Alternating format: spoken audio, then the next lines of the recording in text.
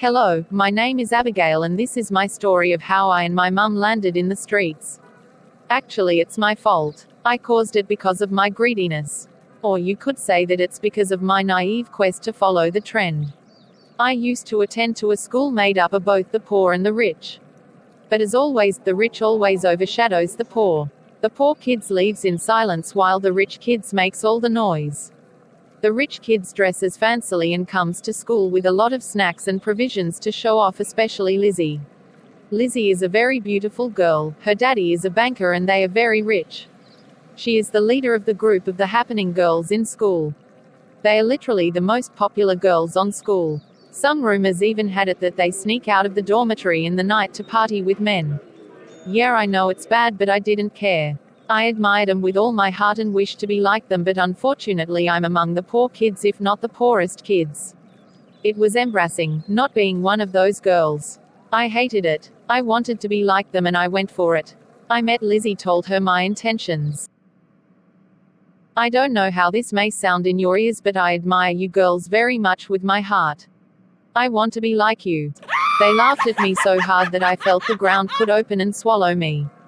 I don't blame them though. Imagine a rat wishing to be an elephant. It would sound funny, right? I'm among the poorest kids and I was wishing to be like them. It sure sounded funny.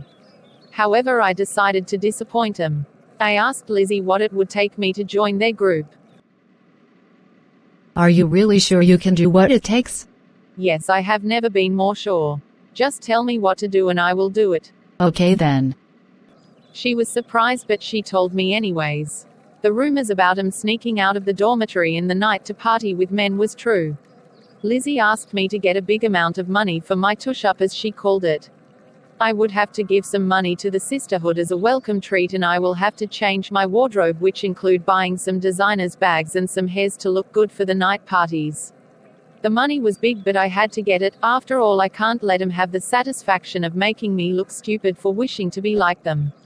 I got my opportunity when I went home for the break after the session. I searched the whole of our house and was so happy when I saw it. I saw a bundle of money wrapped in a black nylon inside my mom's room.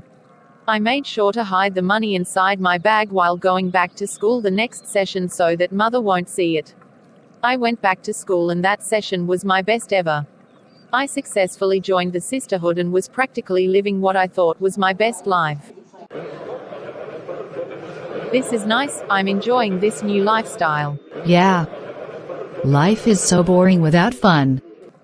However, just before the session went, half a message came to the school authority to send me home. Abigail, your mother called and requested that you come home.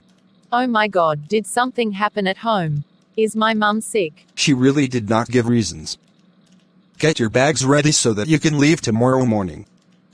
I was scared and filled with fear because it was obvious that mum has found out about the money, but I can always deny it. She didn't catch me in the act after all. Getting home, I found out that mum was arrested in the police because of unpaid debts. The money I took was what mum was supposed to pay her debtors. I have been saving that money for years now. That was the money I borrowed when your father was sick. I also performed his burial from that money, and since then I have not been able to pay it back. I have been saving, hoping that I would finally pay it and get it off my mind.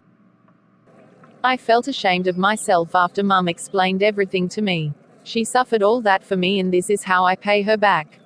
I was so ashamed that I couldn't look her in the eye.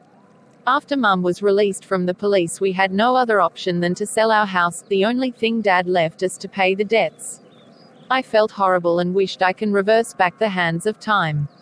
I had to drop out of school and mum and I moved to the streets. We do all kinds of works like hawking in order to survive. I was ashamed of being among the poor kids in school, but now I'm a dropped out living in the street. I learned to only cut my coat according to my height, but I learned it the hard way. I hate myself and live in regret for what I had put mum and myself in.